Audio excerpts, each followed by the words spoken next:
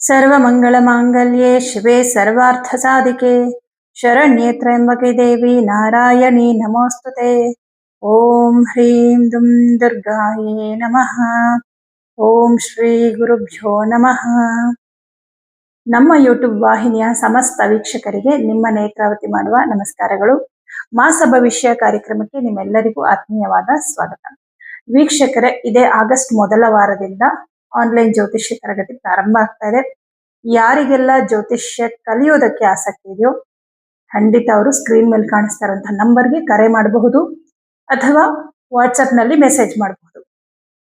ಇನ್ನು ಆಗಸ್ಟ್ ತಿಂಗಳ ಮಾಸ ಭವಿಷ್ಯ ಹೇಗಿದೆ ಅಂತ ನೋಡೋಣ. ಅದಕ್ಕೂ ಮುಂಚೆ ಬಹಳ ಮುಖ್ಯವಾದ ವಿಚಾರ ಏನಪ್ಪಾ ಅಂದ್ರೆ, ವಾರ ಭವಿಷ್ಯವಾಗಲಿ, ಮಾಸ ಭವಿಷ್ಯ ಆಗಲಿ, ವರ್ಷ ಭವಿಷ್ಯವಾಗಲಿ, ಇದು ಗೋಚಾರ ಫಲವಾಗಿರುತ್ತೆ. ಅಂದ್ರೆ ಚಂದ್ರನ ಆಧಾರದ ಮೇಲೆ ಇತರ ಗ್ರಹಗಳು ಹೇಗೆ ಯಾವ ಯಾವ ರಾಶಿಗೆ ಸಂಚಾರವನ್ನ ಮಾಡ್ತಾರೆ ಅದರ ಆಧಾರದ ಮೇಲೆ ಈ ಒಂದು ಗೋಚಾರ ಫಲವನ್ನ ನಿರ್ಣಯ ಮಾಡಲಾಗುತ್ತೆ. ಆದ್ರೆ ಇದೇ ಅಂತಿಮ ಅಲ್ಲ. ಯಾಕಂದ್ರೆ ಇವಾಗ ಗೋಚಾರ ಫಲ ಚೆನ್ನಾಗಿಲ್ಲ ಅಂದ ಕೂಡ್ಲೆ ನಮ್ಗೆ ತೊಂದರೆ ಆಗ್ಬಿಡುತ್ತೆ ಅಂತ ಕೆಲವರು ಅನ್ಕೊಳ್ತಾರೆ. ಇನ್ ಕೆಲವರು ಗೋಚಾರ ಫಲ ತುಂಬಾ ಚೆನ್ನಾಗಿದೆ ಅಂದ್ರೆ ನಾವ್ ಮುಟ್ಟಿದ್ದೆಲ್ಲ ಚಿನ್ನ ಅಂತ ಕೂಡ ಅನ್ಕೋತಾರೆ. ಆದ್ರೆ ಇಲ್ಲಿ ಬಹಳ ಮುಖ್ಯವಾಗಿ ಗಮನಿಸಬೇಕಾಗಿರೋದು, ಜಾತಕದಲ್ಲಿ ನಿಮಗೆ ನಡೀತಾ ಇರುವಂತಹ ದಶಾ ಭುಕ್ತಿ, ಅವರು ಯಾವ ಅಧಿಪತಿಗಳು ಅನ್ನೋದ್ರ ಮೇಲೆ ಇದು ಫಲವನ್ನ ಸಂಪೂರ್ಣವಾಗಿ ನಿರ್ಣಯ ಮಾಡ್ಬೇಕಾಗತ್ತೆ. ಅಂದ್ರೆ ಗೋಚಾರ ಫಲ ನಿಮ್ಗೆ ಫಲಿಸೋದೇ ಇಲ್ಲ ಅಂತಲ್ಲ, ಗೋಚಾರ ಫಲ ನಿಮ್ಗೆ ಎಷ್ಟು ಪರ್ಸೆಂಟ್ ರಿಸಲ್ಟ್ ಅನ್ನ ಕೊಡುತ್ತೋ ಅಷ್ಟೇ ಪರ್ಸೆಂಟ್ ರಿಸಲ್ಟ್ ಅನ್ನ ನಿಮ್ಮ ದಶಾ ಭುಕ್ತಿ ಮತ್ತು ನಿಮ್ಮ ಜಾತಕ ರಿಸಲ್ಟ್ ಕೊಡುತ್ತೆ. ಹಾಗಾಗಿ ಕೆಲವೊಂದು ಸಂದರ್ಭಗಳಲ್ಲಿ ಏನಾಗುತ್ತೆ, ಗೋಚಾರ ಫಲದಲ್ಲಿ ಶುಭ ಫಲ ಇದ್ರೂ ಕೂಡ ನಿಮ್ಗೆ ಯಾವುದೇ ರೀತಿಯ ಶುಭ ಫಲ ಆಗ್ತಾ ಇಲ್ಲ ಅಂತ ಬಂದಾಗ ನಿಮ್ಮ ಜನ್ಮ ಜಾತಕವನ್ನ ಒಮ್ಮೆ ಪರಿಶೀಲನೆ ಮಾಡಿಸ್ಕೊಳ್ಳಿ. ಯಾಕಂದ್ರೆ ನಿಮ್ಗೆ ಯಾವ ಗ್ರಹದ ದಶೆ ನಡೀತಾ ಇದೆ, ಯಾವ ಗ್ರಹದ ಭುಕ್ತಿ ನಡೀತಾ ಇದೆ ಅದ್ರ ಮೇಲೂ ಕೂಡ ನೋಡಿ. ಕೆಲವೊಂದು ಸಂದರ್ಭದಲ್ಲಿ ದುಸ್ಥಾನಾಧಿಪತಿಗಳ ದಶೆ, ಬಾಧಕಾಧಿಪತಿಗಳ ಭುಕ್ತಿ ನಡೆಯುವಂತಹ ಸಂದರ್ಭದಲ್ಲಿ ಗುರುಬಲ ಇದ್ರೂ ಕೂಡ, ಗೋಚಾರ ಫಲ ಚೆನ್ನಾಗಿದ್ರು ಕೂಡ ಶುಭ ಫಲಗಳು ಸಿಗೋದಿಲ್ಲ. ಆಗ ಪರ್ಟಿಕ್ಯುಲರ್ ಆಗಿ ಆ ಗ್ರಹಗಳಿಗೆ ಪರಿಹಾರವನ್ನ ಮಾಡ್ಬೇಕಾಗತ್ತೆ. ಹಾಗಾಗಿ ಆ ರೀತಿ ಏನಾದ್ರೂ ಫಲಗಳಲ್ಲಿ ವ್ಯತ್ಯಾಸಗಳು ಕಂಡು ಬರ್ತಾ ಇದೆ ಅಂದ್ರೆ ನೀವು ಖಂಡಿತ ನಿಮ್ಮ ಡೇಟ್ ಆಫ್ ಬರ್ತ್ ಟೈಮ್ ಅನ್ನ ವಾಟ್ಸಪ್ ಮೂಲಕ ಕಳಿಸಿ ಕರೆ ಮಾಡಿ ನಿಮ್ಮ ಜಾತಕವನ್ನ ಪರಿಶೀಲನೆ ಮಾಡಿಸ್ಕೊಳ್ಬಹುದು. ಹಾಗೆ ನೀವು ಕರೆ ಮಾಡ್ಬೇಕಾಗಿರುವಂತಹ ನಂಬರ್ ನಿಮ್ಗೆ ಸ್ಕ್ರೀನ್ ಮೇಲೆ ಕಾಣಿಸ್ತಾ ಇದೆಯಲ್ಲ, ಇದೇ ನಂಬರ್ಗೆ ನೀವು ಕರೆ ಮಾಡಿ ನಿಮ್ಮ ಜಾತಕ ಪರಿಶೀಲನೆ ಮಾಡಿಸ್ಕೋಬಹುದಾಗಿದೆ. ಇನ್ನು ಆಗಸ್ಟ್ ತಿಂಗಳ ಮಾಸ ಭವಿಷ್ಯ ಹೇಗಿದೆ ಅಂತ ನೋಡೋಣ. ತುಲಾ ರಾಶಿ. ತುಲಾ ರಾಶಿಯವರಿಗೆ ನಿಮ್ಮ ರಾಶ್ಯಾಧಿಪತಿಯಾದಂತಹ ಶುಕ್ರ ಗ್ರಹ ಈ ಆಗಸ್ಟ್ ತಿಂಗಳಿನಲ್ಲಿ 12ನೇ ಮನೆಯಲ್ಲಿ ನೀಚನಾಗಿ ಕುತ್ಕೊಂಡಿರ್ತಾನೆ. ನೀಚ ಸ್ಥಾನದಲ್ಲಿ ಕುಳಿತಂತಹ ಶುಕ್ರನಿಗೆ ಬಲ ಇರೋದಿಲ್ಲ. ಹಾಗಾಗಿ ನಿಮ್ಮ ರಾಶ್ಯಾಧಿಪತಿನೇ ಅವನಾಗಿ ನೀಚನಾಗಿರುವ ಕಾರಣ ಮನಸ್ಸಿನಲ್ಲಿ ಏನೋ ಒಂದು ರೀತಿಯ ಅಸಮಾಧಾನ, ಬೇಸರಗಳು, ಪದೇ ಪದೇ ಆರೋಗ್ಯದಲ್ಲಿ ತೊಂದರೆಗಳು ಬರುವಂಥದ್ದು. ಯಾಕಂದ್ರೆ ಮಾನಸಿಕವಾಗಿ ಸ್ವಲ್ಪ ಕುಗ್ಗುತ್ತೀರಾ, ಕೆಲವು ಕೆಲಸಗಳು ಸಕ್ಸಸ್ ಆಗ್ಲಿಲ್ಲ ಅನ್ನೋ ಬೇಸರಗಳು ಇತ್ಯಾದಿಗಳು, ಕೆಲವು ವೈಯಕ್ತಿಕ ವಿಚಾರಗಳಿಂದನೂ ಕೂಡ ಸ್ವಲ್ಪ ಬೇಸರ ಆಗೋದು, ಈ ತರದ್ದೆಲ್ಲ ಇರುತ್ತೆ. ಹಾಗಾಗಿ ಸ್ವಲ್ಪ ಮಾನಸಿಕವಾಗಿ ಬೇಸರಗಳಾಗೋದ್ರಿಂದ ಅದರ ಮೂಲಕ ದೈಹಿಕ ಆರೋಗ್ಯ ಕೂಡ ಸ್ವಲ್ಪ ಹದಗೆಡುವ ಸಾಧ್ಯತೆಗಳಿದೆ. ಈಗಾಗಲೇ ಕೆಲವು ಅನಾರೋಗ್ಯ ಸಮಸ್ಯೆಗಳಿದ್ರೆ ಅಂಥವ್ರು ಸ್ವಲ್ಪ ನಿಮ್ಮ ಆರೋಗ್ಯದ ಕಡೆ ಜಾಸ್ತಿ ಗಮನ ಕೊಡಿ. ಯಾಕೆಂದ್ರೆ ಅನಾರೋಗ್ಯ ಸಮಸ್ಯೆಗಳು ಹೆಚ್ಚಾಗುವ ಸಾಧ್ಯತೆ ಇದೆ. ಇನ್ನು ನಿಮ್ಮ ರಾಶ್ಯಾಧಿಪತಿನೇ ಅಷ್ಟಮಾಧಿಪತಿ ಕೂಡ ಆಗಿರೋದ್ರಿಂದ 12ನೇ ಮನೇಲಿರೋದ್ರಿಂದ ತೀವ್ರವಾದಂತಹ ತೊಂದರೆಗಳು ಅಂದ್ರೆ ಸಂಕಷ್ಟಗಳು ಉಂಟಾಗಬಹುದು ಸಡನ್ ಆಗಿ. ಅಂದ್ರೆ ಸಡನ್ ಆಗಿ ನಿಮ್ಗೆ ಇರ್ತಕ್ಕಂಥ ಹೆಲ್ತ್ ಇಶ್ಯೂ ಸಡನ್ ಆಗಿ ಜಾಸ್ತಿ ಆಗ್ಬಿಡ್ಬಹುದು, ಅಥವಾ ಸಡನ್ ಆಗಿ ಬಿದ್ದು ಏನಾದ್ರೂ ಸಣ್ಣ ಪುಟ್ಟ ಪ್ರಾಬ್ಲಮ್ಗಳಾಗ್ಬಿಡ್ಬಹುದು. ಆ ತರದ್ದೇನೋ ಒಂದು ಸಮಸ್ಯೆ ಆಗುತ್ತೆ. ಕಾಲಿಗೆ ಪೆಟ್ಟಾಗುವ ಸಾಧ್ಯತೆ ಇದೆ, ಕಾಲಿನ ಹಿಮ್ಮಡಿಗೆ ಪೆಟ್ಟಾಗುವ ಸಾಧ್ಯತೆ ಇದೆ. ಹಾಗಾಗಿ ಸ್ವಲ್ಪ ಓಡಾಡುವಾಗ ಅಥವಾ ಟ್ರಾವೆಲ್ ಮಾಡುವಾಗ ಅಥವಾ ನೀವೇ 2 ವೀಲರ್ ಅಲ್ಲಿ ಅಥವಾ 4 ವೀಲರ್ ಅಲ್ಲಿ ಡ್ರೈವ್ ಮಾಡ್ಕೊಂಡು ಹೋಗುವಾಗ ಸ್ವಲ್ಪ ಎಚ್ಚರಿಕೆಯಿಂದ ಇರೋದು ಒಳ್ಳೇದು. ಹಾಗೆ ಮನೆಯಲ್ಲಿ ಓಡಾಡುವಾಗ್ಲೂ ಅಷ್ಟೇ, ಗೃಹಿಣಿಯರು ಸ್ವಲ್ಪ ಕೆಲಸದ ಅವಸರದಲ್ಲಿ ಸ್ವಲ್ಪ ಫಾಸ್ಟ್ ಆಗಿ ಓಡಾಡೋದು ಇದೆಲ್ಲ ಇರುತ್ತೆ.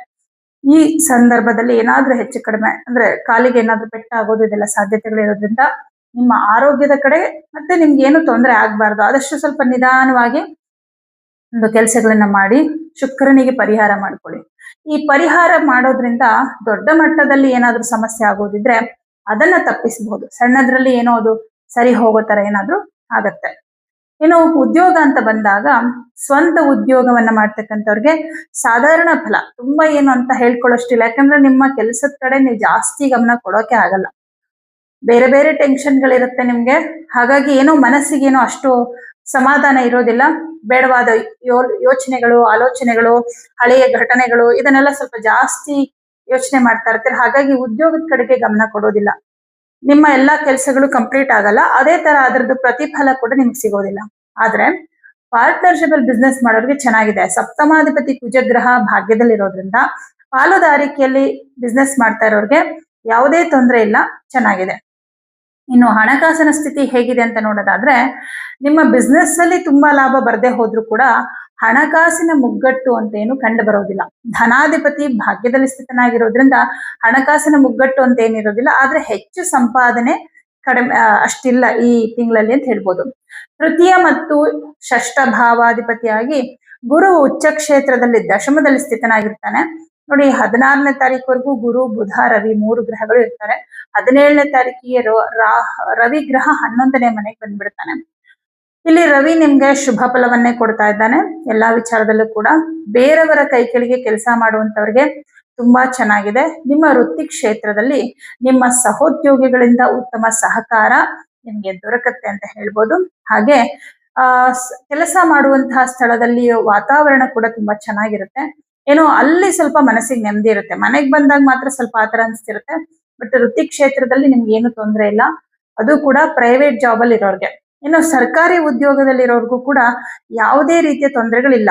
16ನೇ ತಾರೀಕುವರೆಗೂ ದಶಮದಲ್ಲಿರುವಂತಹ ರವಿಗ್ರಹ ದಿಗ್ಬಲನಾಗಿ ನಿಮ್ಗೆ ತುಂಬಾ ಶುಭ ಫಲ ಕೊಟ್ರೆ, 17ನೇ ತಾರೀಕಿಗೆ ಲಾಭಕ್ಕೆ ಬರುವಂತಹ ರವಿಗ್ರಹ ಅದಕ್ಕಿಂತ ಹೆಚ್ಚಿನ ಶುಭ ಫಲವನ್ನ ಕೊಡ್ತಾನೆ. ಯಾಕಂದ್ರೆ ಸ್ವಕ್ಷೇತ್ರಕ್ಕೆ ಬರ್ತಾ ಇದ್ದಾನೆ.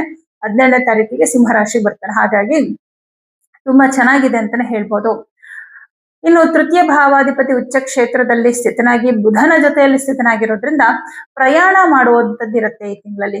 ನೀವೇ ಹತ್ತಿರದ ದೇವಸ್ಥಾನಗಳಿಗೂ ಅಥವಾ ಯಾವುದೊಂದು ಪ್ಲೇಸ್ಗೆ ಪ್ರಯಾಣ ಮಾಡುವಂಥದ್ದು, ಅಥವಾ ನಿಮ್ಮ ಸ್ನೇಹಿತರ ಜೊತೆ ಪ್ರಯಾಣ ಮಾಡುವಂಥದ್ದು, ನಿಮ್ಮ ಬಂಧುಗಳ ಜೊತೆ ಪ್ರಯಾಣ ಮಾಡುವಂಥದ್ದು ಹೆಚ್ಚಾಗಿರುತ್ತೆ. ಸ್ವಲ್ಪ ಎಲ್ಲರ ಜೊತೆ ಒಡನಾಡಿಯಾಗಿ ಕಾಲ ಕಳೆದಾಗ ಮನಸ್ಸಿಗೆ ತುಂಬಾ ಸಮಾಧಾನ, ಸಂತೋಷ ಸಿಗುತ್ತೆ. ಚತುರ್ಥ ಭಾವಾಧಿಪತಿ ಶನಿ ಗ್ರಹ 6ನೇ ಮನೆಯಲ್ಲಿ ವಕ್ರನಾಗಿ ಸ್ಥಿತನಾಗಿದ್ದಾನೆ. ಶನಿಯ ದೃಷ್ಟಿ ಕೂಡ ಇದೆ, ಶುಕ್ರನ ದೃಷ್ಟಿ ಕೂಡ ಇದೆ. ಇಲ್ಲಿ ಶನಿಗೆ ಶುಕ್ರನ ದೃಷ್ಟಿ ಇರೋದ್ರಿಂದ ಈ ಸೈಟು, ಮನೆ, ಭೂಮಿ, ವಾಹನ ಇವುಗಳ ವಿಚಾರವಾಗಿ ಏನಾದ್ರೂ ನಿರ್ಧಾರಗಳನ್ನ ತಗೊಳ್ಳುವಂತಹ ಯೋಚನೆಗಳು ಬರುತ್ತೆ ನಿಮ್ಗೆ. ಒಂದ್ ಸೈಟ್ ತಗೊಳ್ಳೋಣ ಅಥವಾ ಮನೆ ತಗೊಳ್ಳೋಣ, ಅಥವಾ ಸೈಟ್ ತಗೊಳಕ್ ನೋಡ್ತಾ ಇದ್ದೀರಾ, ಏನೋ ಒಂದು ಕೃಷಿ ಭೂಮಿನೋ ಅಥವಾ ನಿವೇಶನನೋ ತಗೊಳ್ಳೋದಕ್ ನೋಡ್ತಾ ಇದ್ದೀರಾ. ಈ ತಿಂಗಳಲ್ಲಿ ಯಾವುದೋ ಒಂದನ್ನ ನಾನು ಇದನ್ನೇ ತಗೊಂಡ್ಬಿಡ್ತೀನಿ ಅಂತ ನಿರ್ಧಾರ ಮಾಡೋ ರೀತಿಯಲ್ಲಿ ಆಗತ್ತೆ. ನೋಡಿ, ರಾಶ್ಯಾಧಿಪತಿಯು ನೀಚನಾಗಿರುವಂತಹ ಸಂದರ್ಭದಲ್ಲಿ ನೀವು ಏನೇ ನಿರ್ಧಾರಗಳನ್ನ ತಗೊಂಡ್ರು ಕೂಡ ಅದರಿಂದ ಯಾವುದೇ ರೀತಿಯ ಶುಭ ಫಲ ನಿಮ್ಗೆ ಸಿಗೋದಿಲ್ಲ. ಹಾಗಾಗಿ ಆಸ್ತಿ, ಮನೆ, ಭೂಮಿ ವಿಚಾರದಲ್ಲಿ ಈ ತಿಂಗಳಿನಲ್ಲಿ ಯಾವುದೇ ತೀರ್ಮಾನವನ್ನ ತಗೋಬೇಡಿ. ಅಂದ್ರೆ ನೀವು ನೋಡಿಟ್ಕೊಳ್ಳಿ, ಅಡ್ವಾನ್ಸ್ ಮಾಡೋದು ಮತ್ತೊಂದು ಅಂದಾಗ ಅಟ್ಲೀಸ್ಟ್ 1 ತಿಂಗಳು ಮುಂದಕ್ಕೆ ಹಾಕಿ. ಅಷ್ಟರೊಳಗಡೆ ನಿಮ್ಗೆ ಆ ವಿಚಾರದಲ್ಲಿ, ಆ ನಿವೇಶನದ ವಿಚಾರನೋ ಅಥವಾ ಕೃಷಿ ಭೂಮಿ ವಿಚಾರದಲ್ಲಿ ಏನಾದ್ರೂ ತೊಂದರೆಗಳಿದ್ರೆ, ಕಾಗದ ಪತ್ರಗಳ ಪ್ರಾಬ್ಲಮ್ ಇದ್ರೆ, ವ್ಯಾಜ್ಯಗಳಿದ್ರೆ ಅಷ್ಟರೊಳಗೆ ನಿಮ್ಗೆ ಗೊತ್ತಾಗ್ಬಿಡುತ್ತೆ. ಶುಕ್ರ ನೀಚನಾಗಿರುವಂತಹ ಸಂದರ್ಭದಲ್ಲಿ ತುಂಬಾ ಮುಖ್ಯವಾದ ನಿರ್ಧಾರಗಳನ್ನ ತುಲಾ ರಾಶಿಯವರು ತಗೋಬಾರ್ದು. ಯಾಕಂದ್ರೆ ನೀಚತ್ವ ಅನ್ನೋದೇ ನಮಗೆ ಮಂದ ಬುದ್ಧಿಯನ್ನ ಕೊಟ್ಬಿಡ್ತಾನೆ. ಎಲ್ಲೋ ಒಂದ್ ಕಡೆ ಗೊತ್ತಿಲ್ಲದೆ ಹೋಗಿ ಮೋಸ ಹೋಗೋ ತರ ಆಗ್ಬಿಡುತ್ತೆ. ಶುಕ್ರ ಶನಿನ ನೋಡ್ತಾ ಇರೋದ್ರಿಂದ ಈ ಪ್ರಾಪರ್ಟಿ ವಿಚಾರದಲ್ಲಿ ನೀವು ಮೋಸ ಹೋಗೋ ಸಾಧ್ಯತೆ ಇದೆ. ಹಾಗಾಗಿ ಈ ವಿಷಯದಲ್ಲಿ ಎಚ್ಚರಿಕೆಯಿಂದ ಇರಿ. ಪಂಚಮದಲ್ಲಿ ರಾಹು ಕುತ್ಕೊಂಡಿದ್ದಾನೆ. ಪಂಚಮಾಧಿಪತಿ 6ನೇ ಮನೆಯಲ್ಲಿದ್ದಾನೆ. ಮಕ್ಕಳ ಬಗ್ಗೆ ವಿಪರೀತವಾಗಿ ಯೋಚನೆ ಮಾಡ್ತೀರಾ, ಅವರ ಭವಿಷ್ಯದ ಬಗ್ಗೆ. ನೋಡಿ, ಏನೋ ಒಂದ್ ಸಣ್ಣ ಮಿಸ್ಟೇಕ್ ಮಾಡಿದ್ರು ಮಕ್ಕಳು ಅನ್ಕೊಳ್ಳಿ, ಇವಾಗ್ಲೇ ಇಷ್ಟು ತಪ್ಪು ಮಾಡ್ತಾ ಇದ್ರೆ ನಾಳೆ ಇನ್ನೇನಾಗ್ಬೋದು, ಕೆಟ್ಟವನಾಗ್ಬಿಡ್ತಾನ ನನ್ನ ಮಗ, ಈ ತರ ಎಲ್ಲ ಯೋಚನೆ ಮಾಡ್ತೀರಾ. ಅಂದ್ರೆ ಓವರ್ ಥಾಟ್ ಅಂತ ಹೇಳ್ತಾರೆ. ಅತಿಯಾದ ಆಲೋಚನೆ ರಾಹುವಿನಿಂದ ಇದಾಗುತ್ತೆ, ಭ್ರಮೆ ಅಂತ ಹೇಳ್ಬೋದು. ಅತಿಯಾದ ಆಲೋಚನೆ ಭ್ರಮೆಯನ್ನ ಉಂಟು ಮಾಡುತ್ತೆ. ಹಾಗೆ ಇದು ಯಾವಾಗ ಆಗುತ್ತೆ, ನಮ್ಮ ರಾಷ್ಟ್ರಾಧಿಪತಿ ವೀಕ್ ಆದಾಗ, ಇತರ ಗ್ರಹಗಳು ಪೀಡಿಸಿದಾಗ ಬೇಡವಾದ ಆಲೋಚನೆಗಳು ಜಾಸ್ತಿ ಆಗುತ್ತೆ. ಹೀಗೆ ಮಕ್ಕಳ ಬಗ್ಗೆ ಕೂಡ ತುಂಬಾ ನೆಗೆಟಿವ್ ಆಗಿ ಯೋಚನೆ ಮಾಡುವಂತಹ ಸಾಧ್ಯತೆಗಳು ಜಾಸ್ತಿ ಇದೆ. ಇದಕ್ಕೂ ಕೂಡ ನಾನು ಪರಿಹಾರವನ್ನು ಹೇಳ್ತೀನಿ. ಇನ್ನು ಸಪ್ತಮಾಧಿಪತಿ ಭಾಗ್ಯದಲ್ಲಿರೋದ್ರಿಂದ ಕೌಟುಂಬಿಕ ನೆಮ್ಮದಿ ಚೆನ್ನಾಗಿದೆ. ಅಂದ್ರೆ ಕುಟುಂಬದಲ್ಲಿ ಏನು ಪ್ರಾಬ್ಲಮ್ ಇಲ್ಲ. ನಿಮ್ಮ ಮನಸ್ಸಿಗೆ ಅಥವಾ ನಿಮ್ಮ ದೇಹಕ್ಕೆ ಆರೋಗ್ಯದಲ್ಲಿ ತೊಂದರೆಗಳಿರುತ್ತೆ ವಿನಃ ಕುಟುಂಬದಲ್ಲಿ ಏನು ತೊಂದರೆ ಇಲ್ಲ. ನಿಮ್ಮ ಸಂಗಾತಿಯ ಜೊತೆ ಕೂತ್ಕೊಂಡು ಮಾತಾಡೋದ್ರಿಂದ, ನಿಮ್ಮ ಅನಿಸಿಕೆ ಅಭಿಪ್ರಾಯಗಳನ್ನ ಹಂಚಿಕೊಳ್ಳೋದ್ರಿಂದ ಮನಸ್ಸಿಗೆ ಸಮಾಧಾನ ಸಿಗುತ್ತೆ. ಸಂಬಂಧಗಳಲ್ಲಿ ತೊಂದರೆಗಳಾಗಿತ್ತು, ವೈವಾಹಿಕ ಜೀವನದಲ್ಲಿ ಪ್ರಾಬ್ಲಮ್ಗಳಾಗಿತ್ತು ಅಂದ್ರೆ ಈ ತಿಂಗಳಿನಲ್ಲಿ ಅದನ್ನ ಬಗೆಹರಿಸಿಕೊಳ್ಳುವ ಸಾಧ್ಯತೆಗಳು ಕೂಡ ಇದೆ. ಈ ವಿಚಾರವಾಗಿ ಏನೇ ನೀವು ಮಾತಾಡಿದ್ರು ಕೂಡ ನಿಮ್ಗೆ ಅನುಕೂಲನೇ ಆಗುತ್ತೆ. ವಾಕ್ಸ್ಥಾನಾಧಿಪತಿ ಭಾಗ್ಯದಲ್ಲಿರೋದ್ರಿಂದ ಮಾತಿನ ದೋಷಗಳೇನೂ ಇಲ್ಲ. ಮಾತಿನಿಂದ ಎಲ್ಲವೂ ಕೂಡ ಒಳ್ಳೆಯದೇ ಆಗುತ್ತೆ. ಹಾಗೆ ದಶಮ ಭಾವದಲ್ಲಿ ಬುಧ ಮತ್ತು ಗುರುಗ್ರಹ ಸ್ಥಿತನಾಗಿರೋದ್ರಿಂದ, ರವಿ ಕೂಡ ಸ್ಥಿತನಾಗಿರೋದ್ರಿಂದ ವಿದೇಶದಲ್ಲಿ ಉದ್ಯೋಗವನ್ನ ಪಡಿಬೇಕು ಅಂತ ಪ್ರಯತ್ನ ಮಾಡ್ತಾ ಇರುವಂತವ್ರಿಗೆ ಅವಕಾಶ ಸಿಗುವ ಸಾಧ್ಯತೆ ಇದೆ. ಯಾಕಂದ್ರೆ ಸಪ್ತಮಾಧಿಪತಿಯು ಭಾಗ್ಯದಲ್ಲಿ ಇದು ದೂರ ಪ್ರಯಾಣವನ್ನ ತೋರಿಸ್ತಾ ಇದ್ದಾನೆ. ಹಾಗೆ ವ್ಯಯಾಧಿಪತಿಯಾದ ಬುಧ ಗ್ರಹ ಕೂಡ 10ನೇ ಮನೇಲಿ ಇರ್ತಾನೆ. ಉದ್ಯೋಗದ ನಿಮಿತ್ತವಾಗಿ ದೂರದ ಪ್ರದೇಶ ಅಂದ್ರೆ ವಿದೇಶಕ್ಕೆ ಹೋಗುವ ಸಾಧ್ಯತೆಗಳನ್ನ ತೋರಿಸ್ತಾ ಇದೆ. 9ನೇ ಮನೆಯಲ್ಲಿ ಕುಜ ಇರೋದ್ರಿಂದ ಸ್ವಲ್ಪ ತಂದೆಯ ಆರೋಗ್ಯದ ಕಡೆ ಗಮನ ಕೊಡಿ. ತಂದೆ ಆರೋಗ್ಯದಲ್ಲಿ ಸಣ್ಣ ಪುಟ್ಟ ಏರುಪೇರುಗಳು ಉಂಟಾಗಬಹುದು. ಕುಟುಂಬ ಅಂದ್ರೆ ತಂದೆ ತಾಯಿ ಬಗ್ಗೆ ಜಾಸ್ತಿ ಯೋಚನೆ ಮಾಡ್ತೀರಾ. ಅವರು ಊರಲ್ಲೆಲ್ಲೋ ಇರ್ತಾರೆ, ಬೇರೆ ಕಡೆ ಇರ್ತಾರೆ, ಅವ್ರ ಬಗ್ಗೆ ಜಾಸ್ತಿ ಯೋಚನೆ ಮಾಡೋದು ಈ ತರದಿರುತ್ತೆ. ಬಟ್ ಏನು ತೊಂದರೆ ಏನಿಲ್ಲ, ತಂದೆ ತಾಯಿ ವಿಚಾರದಲ್ಲಿ ತೊಂದರೆ ಇಲ್ಲ. ಬಟ್ ತಂದೆ ಆರೋಗ್ಯದಲ್ಲಿ ಸ್ವಲ್ಪ ಏರುಪೇರು ಉಂಟಾಗಬಹುದು. ಅಷ್ಟು ಬಿಟ್ರೆ ಏನೋ ದೊಡ್ಡ ಮಟ್ಟದ ಸಮಸ್ಯೆ ಇಲ್ಲ. ಸಮಸ್ಯೆ ಚಿಕ್ಕದೆ, ಆದ್ರೆ ಯೋಚನೆ ಮಾಡೋ ರೀತಿ ತುಂಬಾ ದೊಡ್ಡದಿರುತ್ತೆ. ಈ ತಿಂಗಳ ಬಹಳ ಮುಖ್ಯವಾದ ಎಚ್ಚರಿಕೆ ಏನಪ್ಪಾ ಅಂದ್ರೆ, ಆಸ್ತಿ ವಿಚಾರದಲ್ಲಿ ಏನೋ ತೀರ್ಮಾನ ತಗೋಬೇಡಿ. ಒಂದು. ಎರಡನೇದು, ನಿಮ್ಮ ಆರೋಗ್ಯ ನೋಡ್ಕೊಳ್ಳಿ. ಇದು ಬಿಟ್ರೆ ನಿಮ್ಮ ಕೆಲಸ ಕಾರ್ಯಗಳು, ಹಣಕಾಸಿನ ವಿಚಾರ ಎಲ್ಲದರಲ್ಲೂ ನಿಮ್ಗೆ ಚೆನ್ನಾಗಿದೆ, ಏನು ಪ್ರಾಬ್ಲಮ್ ಇಲ್ಲ. ಮೆಂಟಲಿ ಮತ್ತು ಫಿಸಿಕಲಿ ಹೆಲ್ತ್ ಪ್ರಾಬ್ಲಮ್ ಬರುತ್ತೆ. ಅದಕ್ಕೆ ಏನ್ ಮಾಡ್ಬೇಕು ಪರಿಹಾರ ಅಂದ್ರೆ, ಪ್ರತಿದಿನ ಲಕ್ಷ್ಮಿ ಅಷ್ಟೋತ್ತರವನ್ನ ಹೇಳ್ಕೊಳ್ಳಿ. ಬೆಳಗ್ಗೆ ಅಥವಾ ಸಂಜೆ. ಬೆಳಗ್ಗೆ ಹೇಳೋದಾದ್ರೆ ಅಟ್ಲೀಸ್ಟ್ 7 ಗಂಟೆ ಒಳಗಡೆ ಹೇಳ್ಕೊಳ್ಳಿ. ಸಂಜೆ ಹೇಳೋದಾದ್ರೆ 5:30 ಇಂದ 6:30 ಒಳಗಡೆ ಹೇಳ್ಕೊಳ್ಳಿ. ಹಾಗೆ ಪ್ರತಿ ಶುಕ್ರವಾರ ತಪ್ಪದೆ ಒಣ ಅವರೆಕಾಳು ಅಥವಾ ಹೆಸರು ಕಾಳು ಇದನ್ನ ಯಾವುದಾದ್ರೂ ದೇವಸ್ಥಾನಕ್ಕೆ ಕೊಡಿ. ಹಾಗೆ ರಾಹುವಿಗೆ ಪರಿಹಾರಾರ್ಥವಾಗಿ ಪ್ರತಿದಿನ ದುರ್ಗಾ ಅಷ್ಟೋತ್ತರವನ್ನ ಹೇಳ್ಕೊಳ್ಳಿ. ಯಾಕಂದ್ರೆ ರಾಹು ಅಂದ್ರನೆ ಮಾಯೆ, ಭ್ರಮೆ, ಕಲ್ಪನೆ, ಊಹೆ ಇದೆಲ್ಲ ಜಾಸ್ತಿ ಮಾಡೋನೆ ರಾಹು ಗ್ರಹ. ಇಂಥ ಮಾಯೆಯಿಂದ ನಮ್ಮನ್ನ ಹೊರಗಡೆ ಕರ್ಕೊಂಡ್ ಬರೋಳು ಜಗನ್ಮಾತೆ, ದುರ್ಗಾ ಮಾತೆ. ಹಾಗಾಗಿ ದುರ್ಗಾ ಅಷ್ಟೋತ್ತರವನ್ನ ಪ್ರತಿದಿನ ಹೇಳ್ಕೊಳ್ಳಿ. ಪಾರಾಯಣಗಳನ್ನ ಮಾಡಿ. ಲಲಿತಾ ಸಹಸ್ರನಾಮ ನಿಮಗ್ ಬಂದ್ರೆ ಪಾರಾಯಣ ಮಾಡಿ. ನಿಮ್ಗೆ ಬರಲ್ಲ, ಹೇಳ್ಕೊಳಕ್ ಬರಲ್ಲ ಅಂದ್ರೆ ಕೇಳಿಸ್ಕೊಳ್ಳಿ.